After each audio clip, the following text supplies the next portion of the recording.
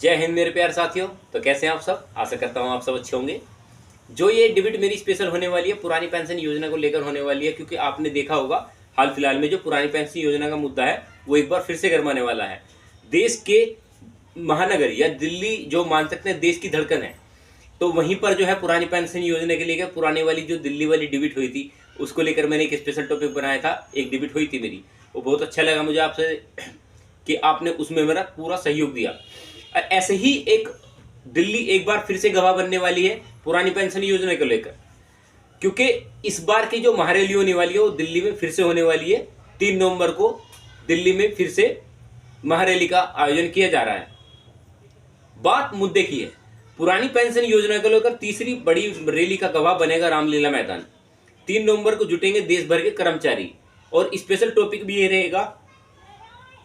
अब इसमें अगर मैं बात करता हूं पुरानी पेंशन योजना को लेकर, जितने मुद्दे दिल्ली वाली डिबेट में पहले वाली जो अभी पिछली कुछ ही दिनों पहले हुई है उसको लेकर जितनी भी डिबेट उठी थी या जितने आप लोगों ने जो है अपने विचार रखे थे उसको जो है देश ने सराहा भी था। और इसी टॉपिक पर मेरे ये मुद्दा होने वाला है। और जो नई पेंशन योजना के तहत जो एनपीएस के तहत जो मुद्दे उठते हैं उनको लेकर भी मेरी टॉपिक रहेगी।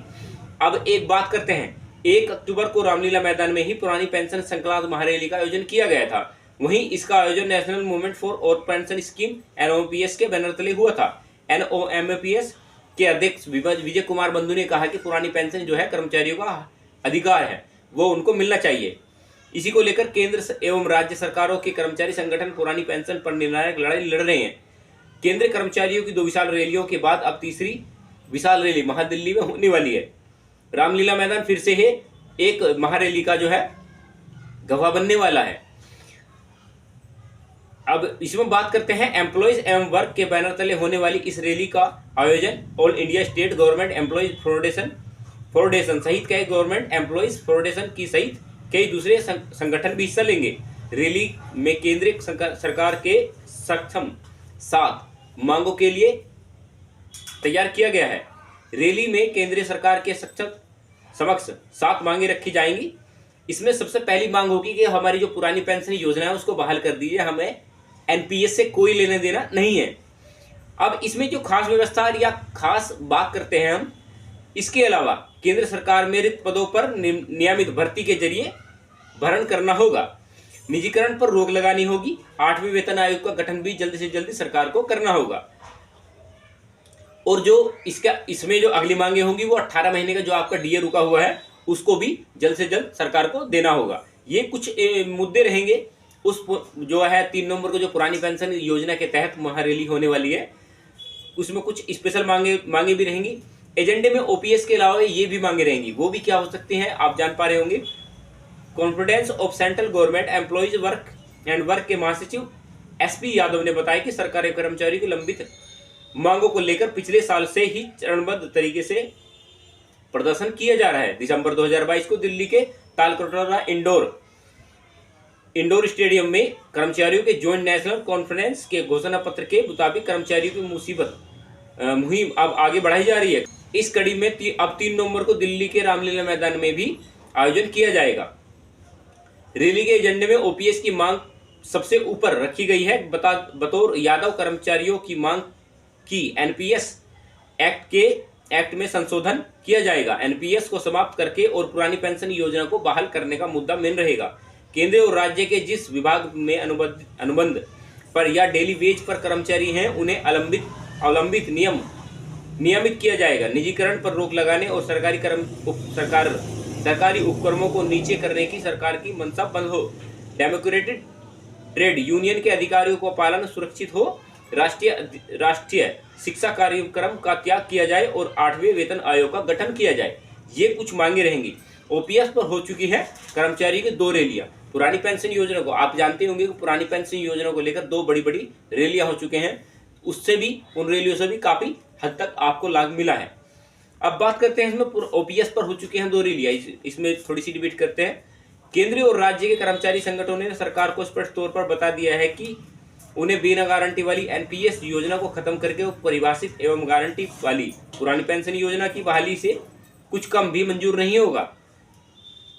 नई दिल्ली के नई दिल्ली के रामलीला मैदान में 10 अगस्त को कर्मचारियों की रैली हुई थी। ओपीएस के लिए संगठित गठन national point counselling of action की जांच की संचालन समिति के राष्ट्रीय संयोजक एवं स्टाफ साइड की राष्ट्रीय परिषद जेओसीएस के सचिव शिव गोपाल मिश्रा ने रैली में कहा था कि लोकसभा से पहले चुनाव पुरानी पेंशन लागू नहीं होती है तो भाजपा को इसका खामियाजा भुगतना पड़ेगा।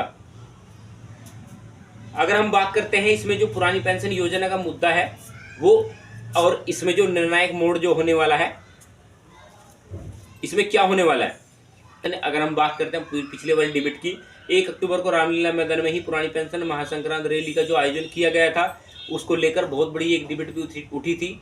और इसी टॉपिक को ध्यान में रखते हुए ये जो 3 नवंबर को बड़ी महारैली होने वाली है, ये बहुत ये जो 2024 का जो आम चुनाव आने वाला है ना, इसमें बहुत एक अहम भूमिका निभा सकता है। क्योंकि हमारा यानी कि आप लोगों का मुद्दा केवल एक है कि हमें पुरानी पेंशन योजना ही चाहिए, इसके अलावा हमें कुछ नहीं चाहिए। पुरानी पेंशन योजना का जो मुद्दा है ना, आज के समय में ऐसा बना हुआ है कि अगर पुरानी पेंशन योजना को जो भी पार्टी आज के समय में लागू कर देगी तो 100% गारंटी है कि उसी की सरकार बनेगी। भारत बंद जैसे कई कठोर कदम उठा सकते हैं कर्मचारी। सिर्फ श्री कुमार के मुताबिक सरकार पुरानी पेंशन लागू नहीं करती तो भारत बंद जैसे कई कठोर कदम उठाएंगे। पुरानी पेंशन के लिए कर्मचारी संगठन राष्ट्रीय व्यापी अनिश्चितकाल हड़ताल पर जा सकते हैं। इसके लिए 20 और 21 नवंबर को देश में स्ट्राइक बेल्ट होगी।